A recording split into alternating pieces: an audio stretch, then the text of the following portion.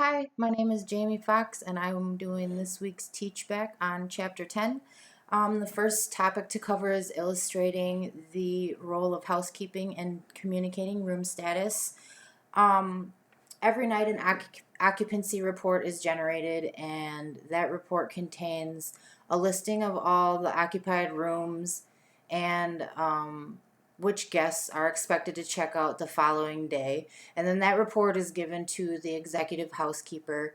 The executive housekeeper, then, based on occupancy and number of people checking out, schedules the appropriate amount of room attendants to physically clean the rooms.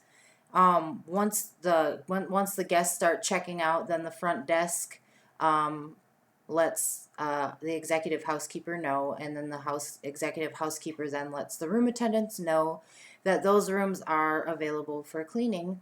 Once the room attendants are done, they're then inspected, and then after the inspection, it's communicated back to the front desk that those rooms are now ready for occupancy. The second topic is explaining the relationship between the housekeeping and maintenance departments and identifying typical cleaning responsibilities of the housekeeping department. The relationship between housekeeping and maintenance is actually pretty simple. Maintenance does three different types of maintenance that include routine, preventative, and scheduled. And the type of maintenance that housekeeping is really concerned with is the preventative maintenance. Room attendants are the ones that are counted on for reporting any issues or recognizing any issues with any of the rooms while they're cleaning them. And then a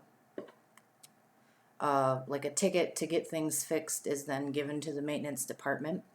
And that's kind of how they work together. Maintenance, when they're doing their routine and scheduled maintenance, which are obviously scheduled times that are known in advance, the maintenance department lets the executive housekeeper know or the front desk know which rooms are to be noted as out of service for any type of routine or scheduled maintenance that's going on. Typical housekeeping duties are cleaning guest rooms, making sure that the guest rooms have all the proper amenities, cleaning corridors, public areas, pool and patio areas, management offices, storage areas, linen and sewing rooms, and laundry rooms. And then the text said in some establishments, back of the house areas, meeting rooms, dining rooms, banquet rooms, convention exhibit hall, hotel, retail shops, game room, and exercise rooms. And what I thought was interesting is that I actually used to work for the housekeeping department at the Kalahari in the Dells. And I don't know if it's because it's such a large resort, but all we did as guest room attendants was actually clean rooms. There was other people employed by with different job titles, I guess, to clean corridors and public areas and things like that. I believe those were like the second shift room attendants or cleaners or whatever you call them. Let's see, the third topic is explaining how executive housekeepers use tools such as area inventory lists, frequency schedules, performance standards, and productivity standards to plan the work of the housekeeping department. The biggest tool that the executive housekeeper uses is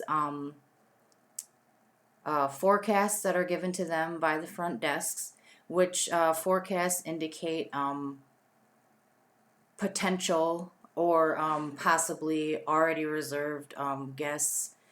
And that gives the executive housekeeper a good idea of what occupancy is going to be like for that day or that week or that month.